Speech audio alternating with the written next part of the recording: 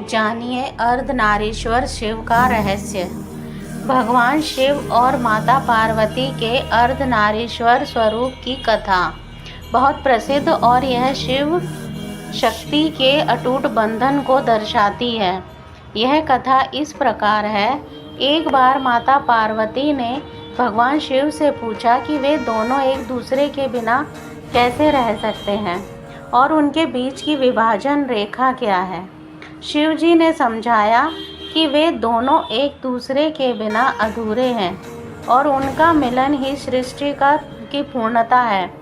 पार्वती जी ने इस तथ्य को और अधिक स्पष्ट करने के लिए भगवान शिव से अनुरोध किया कि वे उसे प्रत्यक्ष रूप में दिखाएं।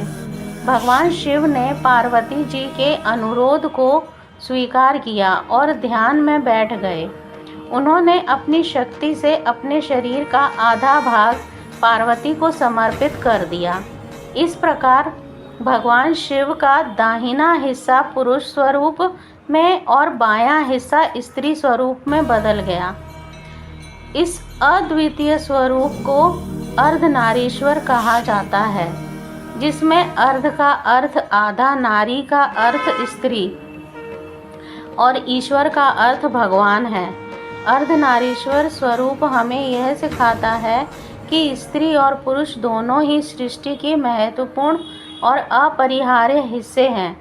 यह स्वरूप यह भी दर्शाता है कि स्त्री और पुरुष के बीच कोई भेदभाव नहीं है और दोनों का समान महत्व है। यह शिव और शक्ति के अटूट संबंध और उनके एकत्व का प्रतीक है, जो सृष्टि के संतुलन और उसकी संचालन शक्ति को बनाए रखने में महत्वपूर्ण भूमिका निभाता है। यह कथा हमें सिखाती है कि स्त्री और पुरुष दोनों एक दूसरे के पूरक हैं और उनकी संयुक्त शक्ति ही संसार की सृजन, संरक्षण और विनाश की प्रक्रिया को संचालित करती है। अर्धनारीश्वर स्वरूप से यह संदेश भी मिलता है कि समानता और एकता में ही सच्ची शक्ति और सुंदरता है। धन्यवाद।